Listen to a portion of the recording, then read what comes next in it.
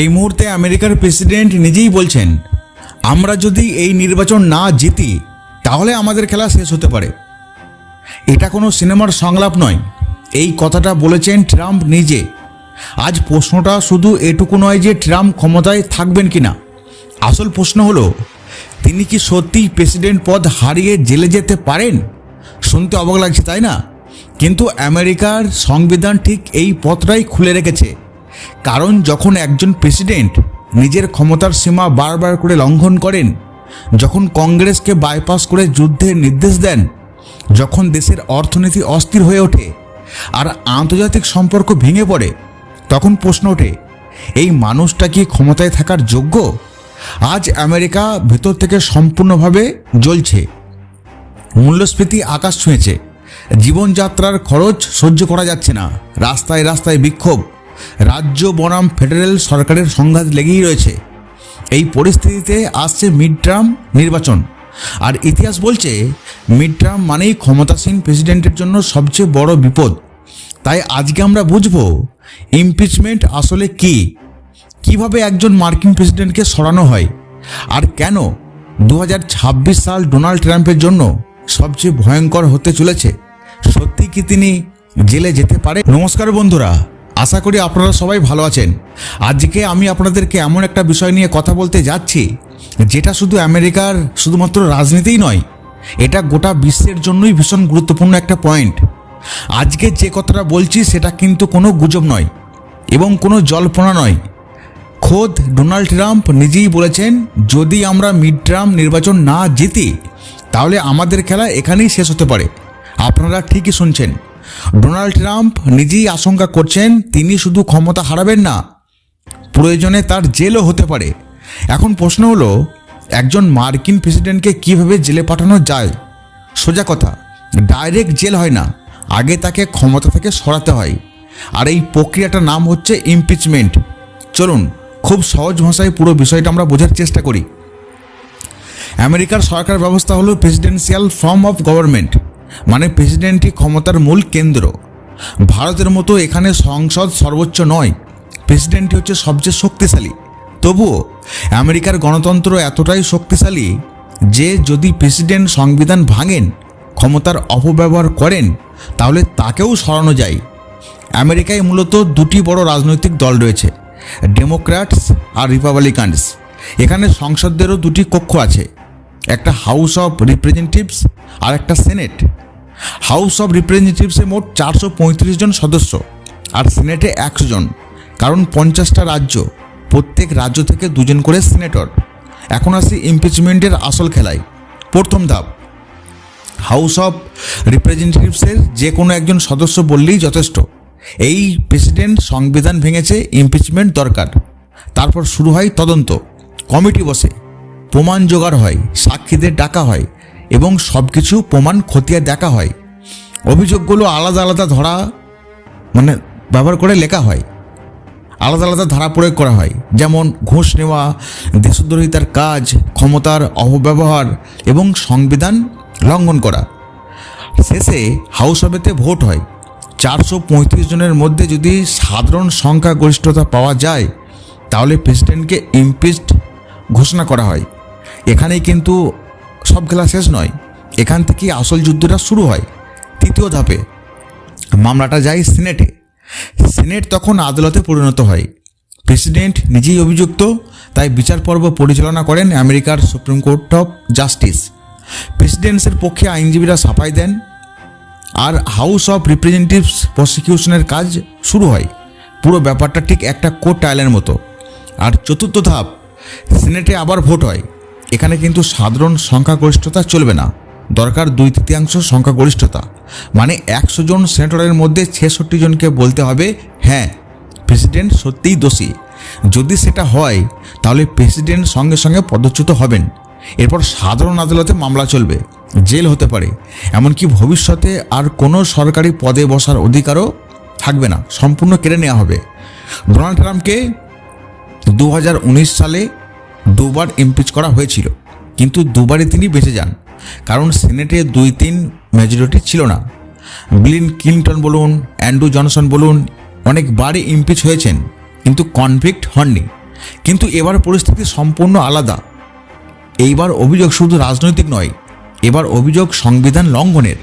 কংগ্রেসের অনুমতি ছাড়া ভেনেজুয়েলার প্রেসিডেন্ট নিকোলাস মাদুরাকে ধরে আনার নির্দেশ, অতিরিক্ত এবং অবৈধ কর বসানো, 500 ট্যারিফের হুমকি, ভারতের সঙ্গে সম্পর্ক নষ্ট, দেশের ভিতর মূল্যস্ফীতি, জীবনযাত্রার খরচ অনেক বেড়ে গেছে। এরপর আবার ক্যালিফোর্নিয়ার কারফিউ, লস অ্যাঞ্জেলেসে অশান্তি, গভর্নরদের সঙ্গে সংঘাত, ট্রাম্পের অ্যাপ্রুভাল রেট প্রতিদিন কমছে, মানুষ বিরক্ত, দেশ বিভক্ত হচ্ছে। এখন সবচেয়ে গুরুত্বপূর্ণ বিষয় হচ্ছে মিড টার্ম নির্বাচন। ইতিহাস বলছে মিড টার্মে সাধারণত ক্ষমতাসীন দল হারে। মানুষ চায় শক্তিশালী বিরোধী, যাতে প্রেসিডেন্ট ক্ষমতার অপব্যবহার করলে তাকে থামানো যায়। ডোনাল্ড ট্রাম্প এই কথাটা জানেন, আর এই কারণেই তার ভয় পাওয়া শুরু হয়ে গেছে। কারণ যদি ডেমোক্র্যাটরা মিড টার্মে জেতে, তাহলে হাউসেও সেনেটেও মেজরিটি আসতে পারে, আর সেদিনই ট্রাম্পের খেলা কিন্তু পুরোপুরি শেষ হতে পারে। খুব শিগগিরই আমরা একটা খবর আসবে যে ডোনাল্ড ট্রাম্প আর প্রেসিডেন্ট নেই, তার খামখেয়ালিপনা তার দেশবাসী আর মানতে পারছেন না। আর যদি তিনি না যান, তাহলে শুধু আমেরিকা নয়, পুরো বিশ্বকেই এর মূল্য দিতে হবে। যেমনটা আমরা এই ঘটনা দেখছি, একটার পর একটা, ভেনেজুয়েলার উপর আক্রমণ, ভারতের সঙ্গে এমন ব্যবহার, চীন রাশিয়ার সঙ্গে তো লেগেই রয়েছে। এক কথায় এই জিনিস আরও চলতে পারে। সব কিছু মিলিয়ে একটা কথা পরিষ্কার, ডোনাল্ড ট্রাম্পের সামনে এখন আর শুধু রাজনীতি নেই, সামনে টিকে আছে ক্ষমতায় টিকে থাকার লড়াই। এই লড়াই কোনো টুইট করে যেতে যাবে না, কোনো বক্তৃতা দিয়ে ঢেকে রাখাও যাবে না, আর আমেরিকা ফার্স্ট বললেই পরিস্থিতি সামলে নেওয়াও যাবে না। কারণ আমেরিকার সংবিধান ব্যক্তির ওপরে নয়, ক্ষমতার ওপরে দাঁড়িয়ে আছে। আর সেই সংবিধানই বলে যদি প্রেসিডেন্ট সীমা ছাড়িয়ে যান, তাহলে তাকেও কিন্তু জবাবদিহি করতে হবে। তার সব কথা অন্যায়ভাবে দেশবাসী মানতে পারবে না। মিড টার্ম নির্বাচন এখানেই সবচেয়ে গুরুত্বপূর্ণ। এটা শুধু আসন সংখ্যার হিসাব নয়, এটা ঠিক করে দেবে হাউস আর সেনেট প্রেসিডেন্টকে রক্ষা করবে নাকি তার বিরুদ্ধে দাঁড়াবে। যদি বিরোধীরা শক্তিশালী হয়, তাহলে ইমপিচমেন্ট আর কল্পনা থাকবে না, তখন সেটা বাস্তবিক পরিণত হবে। অর্থাৎ ট্রাম্প যে আশঙ্কা করছেন, সেটাই হয়তো সত্যিই হতে পারে। যেভাবে আমরা দেখতে পাচ্ছি, গণতন্ত্রের জাতীয় স্বার্থ মানে প্রেসিডেন্টের একার সিদ্ধান্ত নয়, তিনি মানছেন না, এখানেই কিন্তু ভারসাম্য নষ্ট হচ্ছে। আজকে আমেরিকায় সেই স্পষ্ট সংকট আমরা দেখতেও পাচ্ছি। রাজনৈতিকভাবে দেশ বিভক্ত হচ্ছে, ট্রাম্প অন্যরকমভাবে দেশকে রিপ্রেজেন্টেটিভ করছে, আরেক দল তাকে গণতন্ত্রের জন্য হুমকি মনে করছে। এই বিভাজন শুধু মতাদর্শের নয়, এই বিভাজন পরিবারে, তিনি প্রশাসনের ভেতরেও নাড়িয়ে দিয়েছেন। তাকে এই মুহূর্তে আমেরিকার মানুষই সহ্য করতে পারছেন না। মিড টার্ম নির্বাচন মানে শুধু কিছু আসনের পরিবর্তন নয়, মিড টার্ম নির্বাচন মানে প্রেসিডেন্টের ওপর জনগণের মাঝপথের একটা রায় বলতে পারেন। ইতিহাস বারবার দেখিয়ে দিয়েছে, মিড টার্মে ক্ষমতাসীন দল প্রায়ই হেরে যায়, কারণ মানুষ চায় ভারসাম্য। মানুষ চায় এমন এক বিরোধী শক্তি যে প্রয়োজনে প্রেসিডেন্টকে প্রশ্ন করতে পারবে, এমনকি রুখে প্রয়োজনে দাঁড়াতেও পারবে। আমেরিকান সংবিধান কিন্তু খুব ঠান্ডা মাথায় এই ব্যবস্থাটা তৈরি করেছে, কেউ যেন একচ্ছত্র ক্ষমতার মালিক না হয়ে যায়। এই কারণেই ইমপিচমেন্ট শুধু শাস্তির ব্যবস্থা নয়, এটা একটা সতর্কবার্তা। বিশেষ করে ভেনেজুয়েলার সঙ্গে এই ঘটনা ঘটার পর থেকে আমরা দেখতে পাচ্ছি ট্রাম্প কিন্তু খুব সমালোচিত হচ্ছে বিশ্বজুড়ে। তার দেশের মানুষ তাকে পছন্দ করতে পারছেন না। তেলের জন্য তিনি যা করেছেন বলে অভিযোগ উঠছে, এটা বিশ্ব দরবারে খুব নির্দিষ্ট হচ্ছে। একটা বার্তা, ক্ষমতা পেয়েছে মানে তিনি নিয়ন্ত্রণহীন হওয়ার যে লাইসেন্স পেয়ে গেছে, এমনটা নয়। আমেরিকার মানুষ বোঝে, তারা শিক্ষিত, যথেষ্ট শিক্ষিত। ডোনাল্ড ট্রাম্প এই সতর্কবার্তাটা খুব ভালোভাবেই বুঝতে পারছেন। এই কারণে তার নিজের ভয় পেতে শুরু করেছে। এই কারণেই তিনি বারবার মিড টার্মের কথা তোলার চেষ্টা করছেন, কারণ তিনি খুব ভালোভাবেই জানেন যদি হাউস আর সেনেট দুটোই বিরোধীদের হাতে চলে যায়, তাহলে তাকে আর অন্তত এই মুহূর্তে কেউই বাঁচাতে পারবে না। ইমপিচমেন্ট তখন আর রাজনৈতিক হাতিয়ারও থাকবে না, তখন তা হয়ে উঠবে সাংবিধানিক একটা বড় দায়িত্ব। ট্রাম্পের ভয় এই জায়গাতেই। আর সেদিন যদি আসে, তাহলে ট্রাম্প শুধু একজন ক্ষমতাচ্যুত প্রেসিডেন্ট হবেন না, তিনি হবেন একটা বড় উদাহরণ, থেকে যাবেন একটা উদাহরণ যা গোটা বিশ্বকে দেখাবে গণতন্ত্রে কেউই অপরিহার্য নয়, আর কেউই কিন্তু আইনের ঊর্ধ্বে নয়। তার আস্ফলন আর টিকবে না। এই লড়াই শুধু আমেরিকার আভ্যন্তরীণ বিষয় নয়, কারণ আমেরিকা মানে শুধু একটা দেশ নয়, আমেরিকা মানে বিশ্ব রাজনীতির একটা কেন্দ্র। আমেরিকার অস্থিরতা মানে বিশ্ব অর্থনীতিতে গণ্ডগোল শুরু হয়ে যাবে, বিশ্ব নিরাপত্তায় অনিশ্চয়তা বাড়বে, আর ছোট দেশগুলোর উপর একটা চাপ প্রয়োগ হয়। এই কারণেই ডোনাল্ড ট্রাম্পের ভবিষ্যৎ নিয়ে এত আলোচনা। এই কারণেই গোটা বিশ্ব তাকিয়ে আছে মিড টার্ম নির্বাচনের দিকে।